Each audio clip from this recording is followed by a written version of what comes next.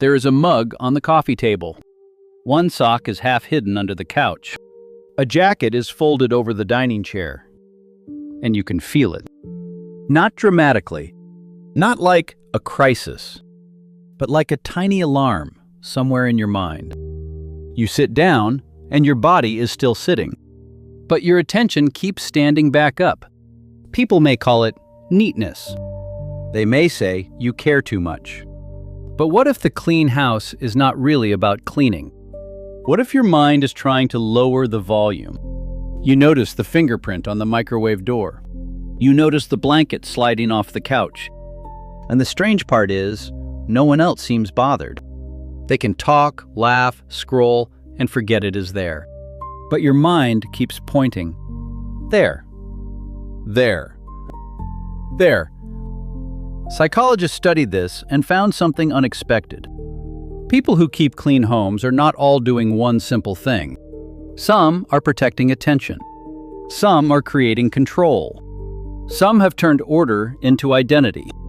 And for some, the clean room is doing emotional work no one else can see. That changes the question. It is not, why are they so disciplined? It is, what does their mind get from a room with nothing unfinished in it? Because a clean space can be a preference. But sometimes, it is a nervous system strategy. Imagine opening your laptop at the kitchen table. You only need to answer one simple email. But the sink has 2 plates. The counter has crumbs. A package sits unopened near the door. Nothing is urgent, but everything is talking. Your mind has to keep saying, ignore that, ignore that, ignore that. That hidden effort is the first layer. In everyday language, clutter makes your brain carry more tabs open. The technical name is cognitive load. Sherry Board-Carter, a psychologist who wrote about clutter and stress, explained that messy spaces compete for your attention because they remind your mind of unfinished tasks. Not big tasks. Tiny open loops. The cup to move. The mail to sort. The laundry to fold. Each one says, not done yet. And your mind hears it, even if you pretend it does not. Sabine Kastner, a neuroscientist at Princeton University, has studied visual attention and how the brain filters competing information. Her work shows something useful. Your attention is not infinite. When too many objects compete in the same space, your brain spends energy choosing what to ignore. So for some people, a clean room is not prettier. It is quieter. The surface stops interrupting. The floor stops asking questions. The chair becomes a chair again, not a storage unit for yesterday's decisions. That is why someone can walk into a messy room and feel tired before doing anything. Their mind is already working.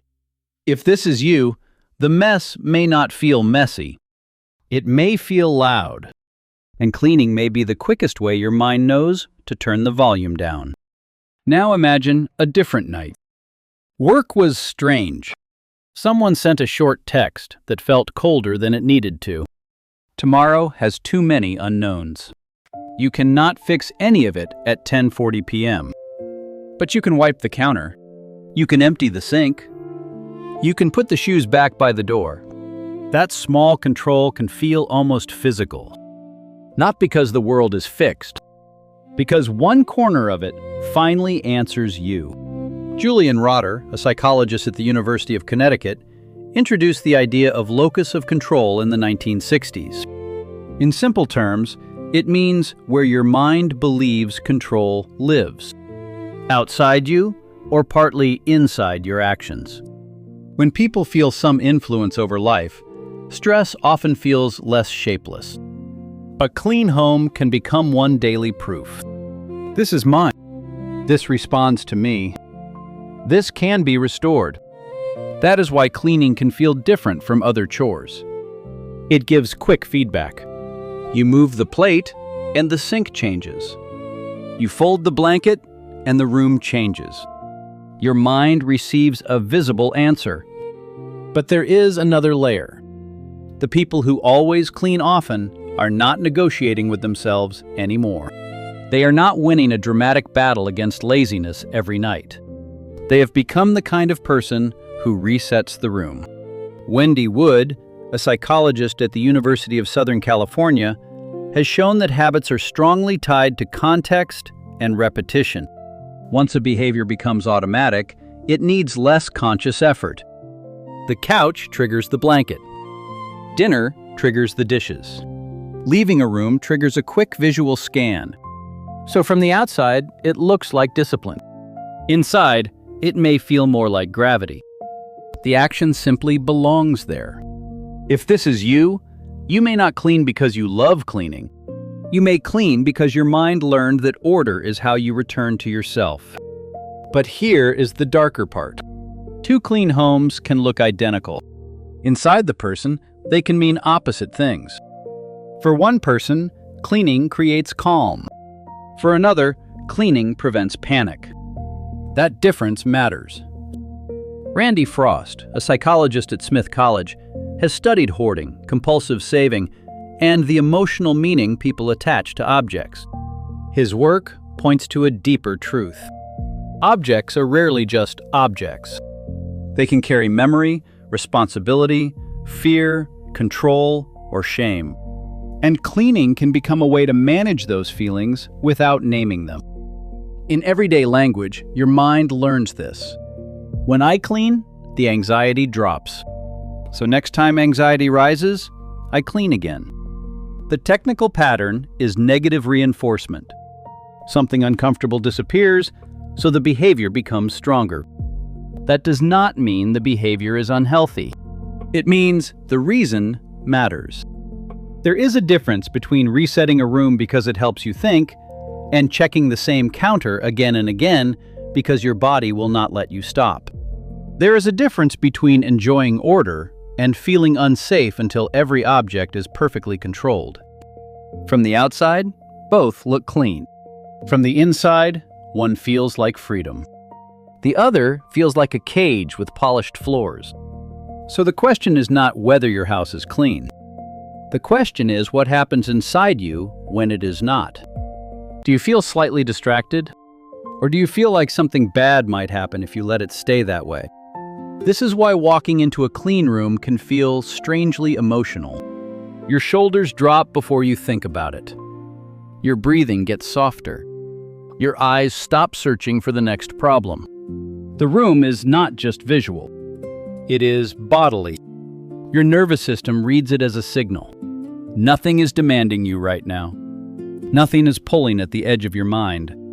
For some people, that feeling is pleasant. For others, it is necessary. Only you know which one it is. Maybe your clean house is your way of respecting your attention. Maybe it is your way of proving the day has not completely taken over. Maybe it is the one place where your mind can say, I know where everything is. But there is one question that stays with you. When you look around at the room you keep cleaning, what are you really trying to keep from spilling over? The stress from work? The feeling of being behind? The fear that if one thing slips, everything else might follow? A clean house can be beautiful. It can also be misunderstood. People see the shine. They do not always see the mental traffic it is holding back. They see the folded blanket. They miss the part where your mind finally stops scanning for danger. But psychologically, it can also be a message. I am still here. I can still respond. Something can still be put back. You're not cleaning your house. You're trying to give your mind a room. And maybe that is why one cleared counter can feel bigger than it looks. Because sometimes, the house rests first. Then your mind follows. If this sounded familiar, comment one word below. Noise, control, or calm. And subscribe if you want the next video because it explains people who cannot relax until everything is finished.